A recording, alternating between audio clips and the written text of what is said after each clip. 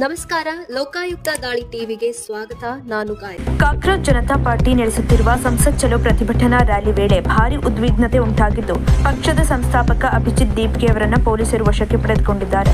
ಸಂಸತ್ ಮುತ್ತಿಗೆಗೆ ಯತ್ನಿಸಿದ cockroach Janata party ಸದಸ್ಯರ ಮೇಲೆ ಪೊಲೀಸರು ಲಾಠಿ ಚಾರ್ಜ್ ಮಾಡಿದ್ದಾರೆ. ಅದಲ್ಲದೆ ಪ್ರತಿಭಟನಾಕಾರರನ್ನು ಚದುರಿಸಲು ಅಶ್ರವಾಯು ಸಿಡಿಸಿದ್ದಾರೆ. ಇದರಿಂದ ದೆಹಲಿಯಲ್ಲಿ ಭಾರೀ ಉದ್ವಿಗ್ನತೆ ಉಂಟಾಗಿದೆ. ಲಾಠಿ ಚಾರ್ಜ್ ಬೆನ್ನಲ್ಲೇ ದೆಹಲಿಯ ಕೆಲವು ಭಾಗಗಳಲ್ಲಿ ಮೊಬೈಲ್ ಇಂಟರ್ನೆಟ್ ಸ್ಥಗಿತಗೊಂಡಿದೆ. ಸಂಸತ್ತಿನ ಮಳೆಗಾಲದ ಅಧಿವೇಶನದ ಸಮಯದಲ್ಲಿ ಭಾರೀ ಭದ್ರತೆಯ ನಡುವೆಯೂ ಪ್ರತಿಭಟನಾಕಾರರು ಸಂಸತ್ ಚಲೋ ರ್ಯಾಲಿ ನಡೆಸಿದರು. ಬ್ಯಾರಿಕೇಡ್ಗಳನ್ನು ದಾಟಿ ಸಂಸತ್ತಿನ ಕಡೆಗೆ ನುಗ್ಗಲು ಪ್ರತಿಭಟನಾಕಾರರು ಯತ್ನಿಸಿದರು. ಈ ಸಂದರ್ಭದಲ್ಲಿ ಪೊಲೀಸರು ಹಲವಾರು ಪ್ರತಿಭಟನಾಕಾರರನ್ನು ಬಂಧಿಸಿದ್ದಾರೆ.